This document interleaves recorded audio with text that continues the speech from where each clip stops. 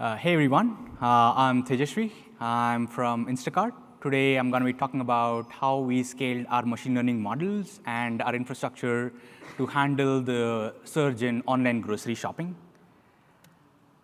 A bit about me. I am currently leading the machine learning team for the search and discovery at Instacart. Our team builds models that power core search functionality, including autocomplete. We work on exciting applications like user intent understanding, neural text modeling, multi-objective ranking, and so on. Instacart, for those of you who don't know, is the online leader, is a North American leader for online grocery delivery. Our mission is to create a world where everyone has access to the food they love and more time to enjoy together. Coming to the topics I'll be talking about today, I'll first start with an overview of Instacart Search. Then I'll talk about the challenges that we faced when online grocery shopping surged in 2020 during the pandemic, and specifically what kind of challenges we faced for our ML models and operationalizing all of the search and so on. I'd like to take the use case of our search ranker, which is our most important model, to explain how it evolved with time. And finally, I'll conclude the talk with some lessons learned, which I hope will be useful for especially teams who are starting out early in their machine learning journey. So let's first look at how Instacart Search looks like. This is your typical search engine. We have three most important components: query understanding, retrieval, and ranking. So query understanding helps us get a personalized understanding of what the user is looking for at that point in time in the retailer that they're looking for. Using all of these signals, what we do is we retrieve the best matching products that match the user's intent. And once we have the products, we send them to a ranking phase where we ensure that we optimally order all of the results to meet multiple objectives. I'm going to be talking about that in a bit. Coming to our most critical machine learning models, we have the query classification, which is really trying to understand, given a query, what are the product categories that the user is looking for.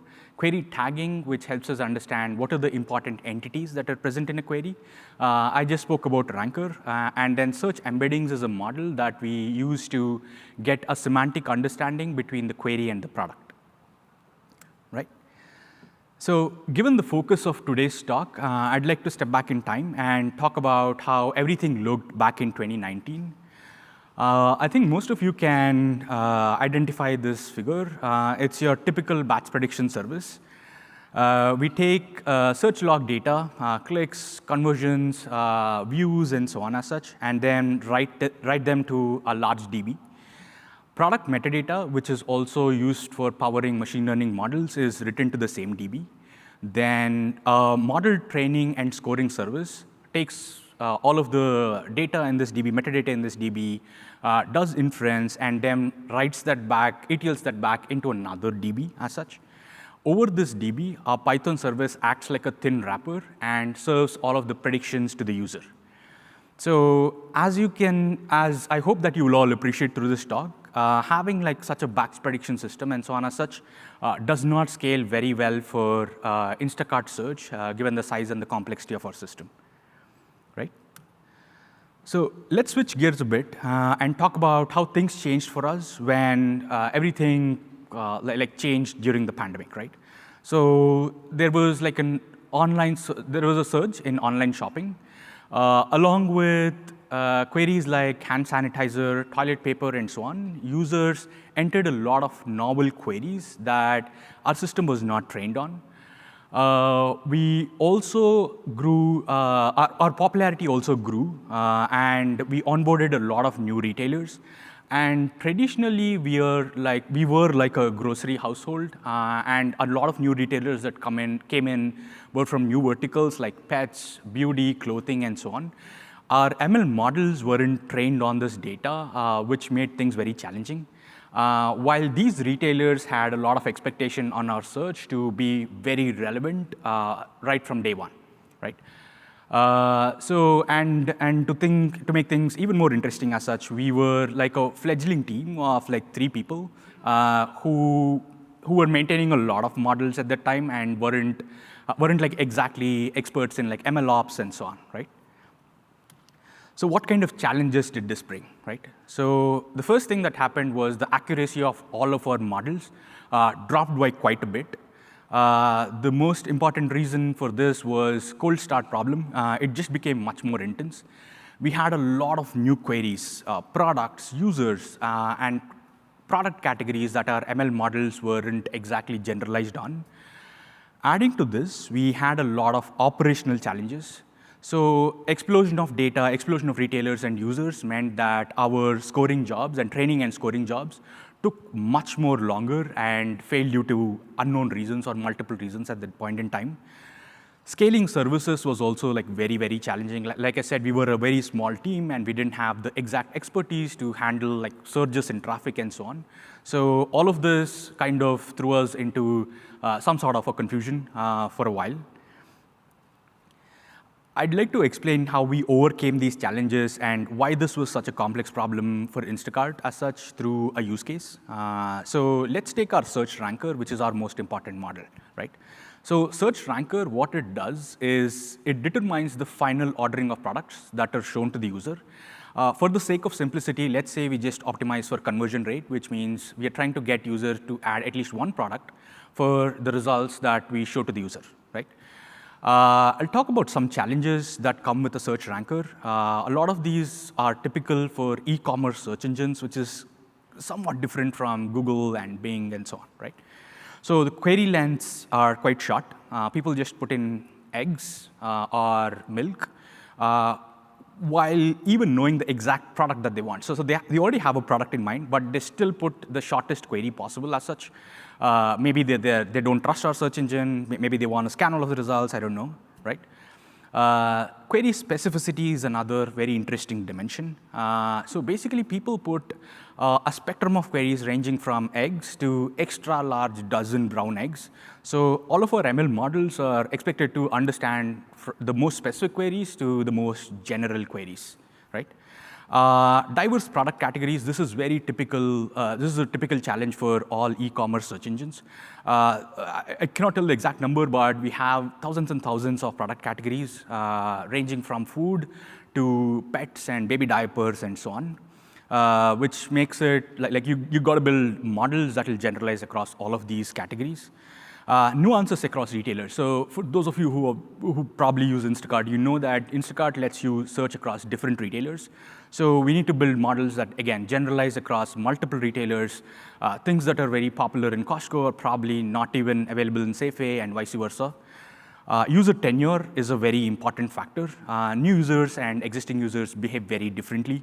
Like they have different expectations of the system and typically have different shopping patterns, mostly because of the familiarity with the system and so on. Repeat user purchases is something that is very typical to the grocery space. So people tend to buy the same items again and again, while we are trying to guide the users to buy novel products and discover newer items through our platform.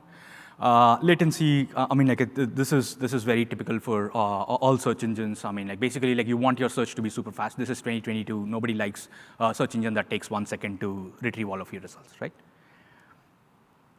So this is how our ranking system looked like in 2020, right? We used a lot of simple features, mostly relying on very basic click data and text matching between query and products, and prediction of a very simple query tagger in order to understand what the user is looking for and what kind of relevant results do we want to show to him. We stored all of this in a large database that is very popular for showing search or retrieving search results and so on as such. Challenges with using this database or trying to do everything in this database included having to store a lot of data in this database, which typically meant we had to wait a lot of times before the entire catalog of Instacart could be indexed into this database to reflect our changes. So this made our iteration cycles much harder. Again, this is nothing against this particular database as such. It's probably the way we use the database which resulted in this complexity, right? Being like a small team, there was like a high migration cost to switch to like a more scalable system. So we were kind of like slowed down by everything in like 2019. At some point in time, we decided like enough is enough. We have enough data. We have a lot of users. Let's go build like a machine learning model because we can clearly see that we can do better than this heuristic system that we had. So we were very motivated. Jan 2020, we built like an XGBoost model. Most of you are familiar, but XGBoost is a nonlinear model, which is much better than like simple heuristics as such. So it'll be able to model the complexity between users, products, queries, and so on as such in a much better fashion. We were like very excited. It improved offline performance. We built like the batch prediction system that I talked about earlier, and we were like ready to experiment with things. And then in March 2020, the world changed, and we had to pause all of our modeling efforts in order to put out other fires in the company, right? So now we were like, hey, again, back in May, June, we were like, hey, yes, everything is back to normal, or we're getting to normal, or we need to improve search in order to wake up to the new reality that Instacart became like an essential service. So we relaunched our model, only to find out that our data had like a huge drift from what we trained earlier and with the new system. As I explained earlier, we had like a huge cold start problem, especially for new retailers who came in with all of the new products and all of the new product metadata that came along with it. As such, our ML models were completely thrown off because we just didn't train on that, right? To make things worse, all of these new products didn't exactly have the robust metadata that a lot of our models relied on. So there was a lot of missing data, which means our models were completely thrown off, and we started showing irrelevant results, which especially was bad for the new retailers who came in because we promised them a lot of good things, and we weren't exactly there, right? So how did we overcome these challenges, right? So the first thing we realized was, hey, we relied too much on historical stuff or historical engagement data. Let's not do that. Let's also do a better job of modeling text features, right? So we wanted to understand what are the product metadata as such, and how could that be usefully mapped to the tokens that are present in the user's query. We used a lot of the query understanding models that I talked about earlier as such in order to get like a better semantic understanding of what the user is looking for. Yeah, interestingly or unsurprisingly, that did not solve the problem. We still found out that, hey, reliance on click data is like huge for any model as such. That beats everything. So instead, what we did was we invested in better signals. We made sure that that we removed noise in the click data and so on as such to make it a little more robust. This was great. So all of this improvements led to visible improvements to search relevance. It drove incremental conversions, basket size, all of the metrics that we care for. And most importantly, we were able to show relevant results for new retailers from day one. And they were very happy with us, right? So we were like, hey, look, XGBoost is great. We're doing a really good job with like improved search. And we also showed that investing in ML models and doing better ranking actually led to improvements to revenue and business metrics. So we were like, let's do better. So inspired by companies who forayed into deep learning at that point in time, like Airbnb and so on, we built like our first deep learning ranker. At the time, again, I cannot go into the details of the model, unfortunately, but it was state of art at that point in time. You all know how quickly the deep learning techniques evolve. So it was state of art at that point in time, and we saw like massive wins to, again, like all of the business metrics, all basket size, conversions, IMAUs, and so on, all of the metrics that typical e-commerce companies care for, right? We were all very happy. We were like, hey, we got there. We are state of art, or we were up there at the top, and so on as such. Only to find out that a few months later, our model started degrading for unknown reasons at that point in time. So we observed that for some very simple or common query buckets, as such, we started showing irrelevant results in our top retailers who complained back to us. We saw conversions drop for these particular queries, which was kind of alarming. And when we started to investigate the root cause, we quickly discovered two blind spots, right? So one was we did not have any monitoring of our system, be it features, predictions, or anything else, right? And we also discovered that our model promotion process wasn't exactly the robust one. We had like an offline training data set, which constantly moved. We had these very simple metrics which we would use to promote new models into the system. All this kind of resulted in like what is typically known as concept drift, which is the data is changing, but the model doesn't change and is optimizing for something completely different, right? Adding to all of this, we saw a lot of operational challenges, right? So as I said, we moved to a new model, but we were still in the same old batch prediction system. What that meant was, the first thing was like scoring jobs, again, took even more longer. Now we had more complex models, which means we were running a lot more experiments. Each of the experiment had a lot more variants. So the batch prediction system now had to accommodate control into the number of experiments, into the number of variants, size of data. So as you can imagine, the batch prediction system is like for every query and every product, we had like a score. Imagine all of the queries, all of the products across all of the retailers multiplied by the number of experiments and the variants as such. So everything blew up, right? And we were still like a small team, and we had to spend a lot of time on not modeling, but maintaining and making sure that the system was running. So yeah, that was one. And adding on top of it, we actually saw that there were a lot of logging discrepancies in the events that we were tracking, which means we had to work around in our training code and so on as such to avoid bad data as such, which means we kind of incurred a lot of, or we accumulated a lot of tech debt into our code. Again, the code base got messy very quickly as such, and it was very, very hard to iterate on it, right? Now, I'm going to be talking about how we overcame these challenges. So the first step that we took was we adopted like a very simple model monitoring solution as such, which looked at the prediction scores and the distribution over time. The key part over here was that it was a very simple solution with very simple alerts. But I think that kind of solved the problem for 90% of the issues as such. We also moved away from the batch prediction system into adopting like an ML platform that our ML infra team had launched at that point in time. We were one of the first early adopters.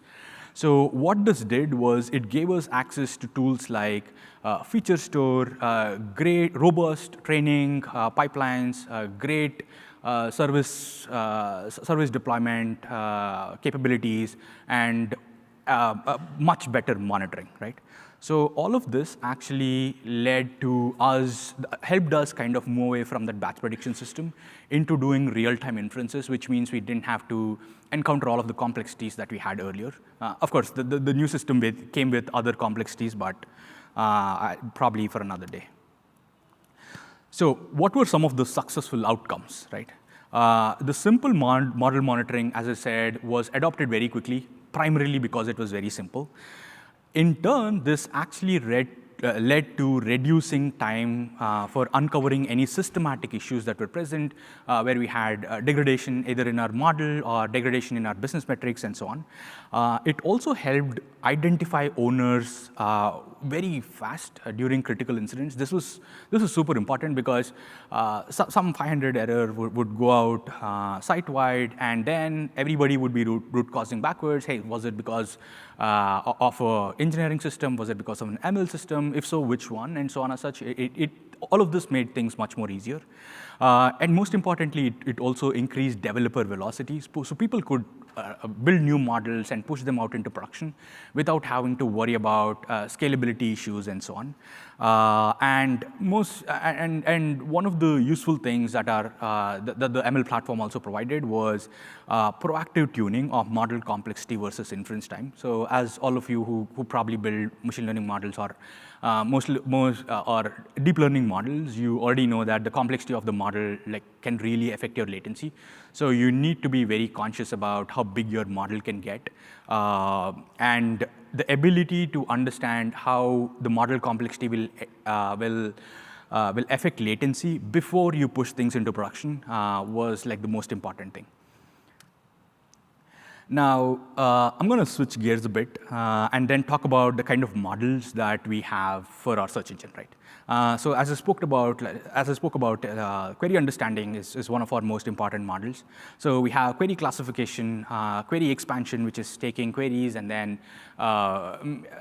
coming up with synonyms for it, just for the sake of simplicity. We also have like a tagger, which identifies the most important entities that are present in the query and so on as such, which really helps us understand the user's intent a lot better. Semantic retrieval. Again, I cannot talk about the complexities of this model, but this really helps us understand the semantic relevance between the query and the product. And it especially helped us tackle the cold start problem in a much better manner, right from the matching phase. And we also do personalized ranking. We model personal preferences, long-term signals, as well as like short-term signals of the user in session and so on as such, and make sure that our results are dynamic enough so that the user feels that search truly understands them and adapts to what they want at that point in time. Autocomplete is another model that we are very, very proud of. We optimize for multiple objectives when it comes to autocomplete. Most companies think about, hey, let's just complete the user's query as such. We go beyond that in order to show the user what they can possibly be looking for, and inspiring them and encouraging them to try out new ideas via autocomplete. So it's like a great search force driver to influence user search behavior, right? Now, I'd like to conclude this talk finally by talking about some of the top lessons that we have learned through all of this process, right? The first thing I would say is, especially for consumer-facing products, invest in human evaluation data. With human evaluation data, you can get graded relevance judgments about how good your results are for certain given queries, and you can track your relevance over time so that you not only follow your online metrics or your business metrics, but you truly understand how users perceive your results, right? We started adopting this very famous methodology called ESCI, where we understand whether the product that we are showing to the user is an exact match or it's complementary or substitutional to what they were originally asking for. The second lesson would be the importance of tackling cold start. A lot of companies early in their journey tend to ignore this because probably they feel that there is not a lot of, how do I say? There is not a lot of value in tackling the tail queries and the tail products and so on. We found it otherwise. So we found that it is very important to gain users' trust. As soon as the user puts in a query that is very complex and our search engine is not able to do well on it, users tend to stop querying, which kind of erodes the user's trust. So all of this investment helped us gain the user's trust, and they ordered a lot more and so on. Sorry. It also helped like long-term users' business metrics and so on, right? Another lesson learned is invest early in model monitoring. Most teams put this off for later. I would say probably as soon as you have your first machine learning models, make sure that you're tracking business metrics, model scores, tracking events, system latency, everything in a centralized dashboard. Another thing that most machine learning teams tend to ignore is the adoption of best coding practices and best deployment practices. Do not release your code without tests. Treat yourself like a software engineering team, and make sure that MLOps and robust coding practices and so on as such, PR process, maintaining different environments for staging, local testing, and production, make that a priority as such, and it will save you a lot of heartburn down the line. I already talked about the load testing tool. I want to emphasize on it once again, especially for machine learning models that you want to launch into production with high user traffic and so on. Having load testing all of your models before launching them into production is just gonna build trust with your users as well as with other teams. They'll trust your team to launch more and more models without having to break the entire site, right? The last one I'll leave with is like maintaining like a service runbook. Make sure that all other teams are aware of how to run your services, deploy them, maintain important links to all of your dashboards and monitors, have detailed troubleshooting steps so that not just your team, typically machine learning teams, from what I've seen, tend to be very small, while engineering teams are much larger. So having all of these runbooks will help you share responsibilities with the team and help your team scale and focus on modeling, which is what you're best at usually. Yeah, that's it from me. We have 10 minutes for questions, ready to answer any.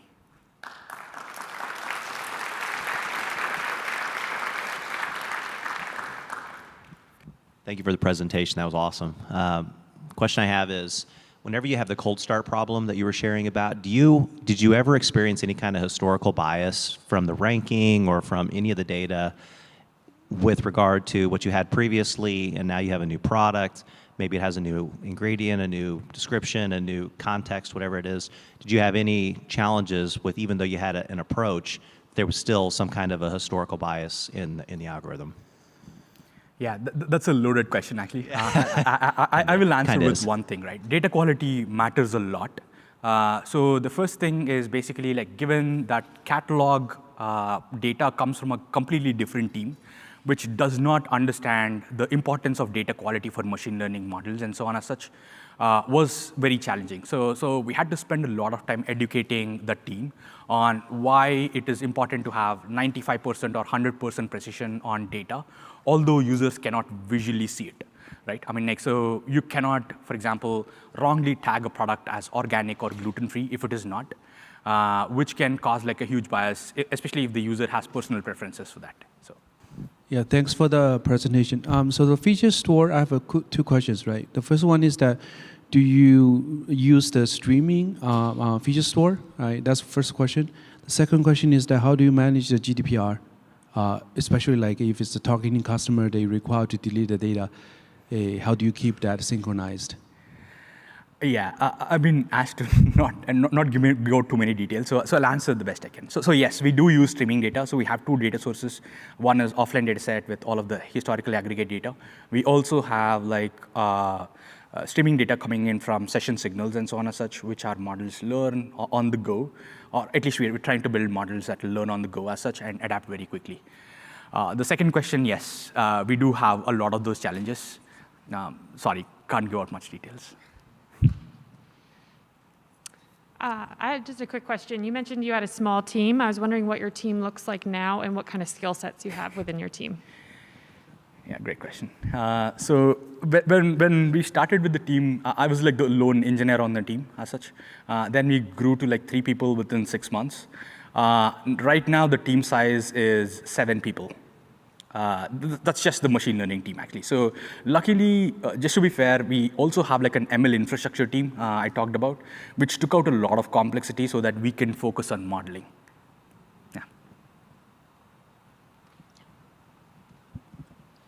Yeah. Why do you feel that the deep learning model did so much better than the gradient boosted model? As far as again, that's a loaded question. Like basically, the most important thing is tackling cold start and being able to understand semantic relationships better, right? So imagine the queries that people put in. They say things like lunch and breakfast, which can mean a lot of things for different people, right? I mean, like people eat different things for lunch or breakfast. None of the products actually contain the name lunch or breakfast, right? I mean, like it's not, there's no departments which say breakfast. Maybe there are, but it means a lot more. So all of these deep models, which were pre-trained on Wikipedia, Google, and so on and such, and then fine-tuned for our task, really helped our models generalize, although our training data did not already contain those data points to make those connections. Does it make sense? So where you guys would like to see yourself in the next 2 to 3 years in terms of the market competitions and the potential growth, how the horizon look like? Okay, I mean, so basically, for Instacart as such, we want to move from like a very user-centric system to understanding the dynamics of the market that, hey, there are users there are retailers, there are other parties which have different expectation of the system, right? So for example, when we started, we were like, let's show the most relevant search results to the user. Now our objectives are evolving. Sorry, I can't talk more than that, but we're getting into the realm of like multi-objective ranking and so on and such, so yeah. Sorry, another question for you. Have you experimented with any like collaborative filtering where you were able to kind of parse out the user and the experience of each of the users? I know it's maybe another loaded question for you, but I'm just curious if you did anything where you were able to kind of profile users and their buying habits and do any kind of expectation of what their future buying habits will be. Yes, we do. Yeah. Sorry, I would love to share, actually. I've just been explicitly told not to, so. No other question? I think that's a wrap for today. Thank you. Thank you so much.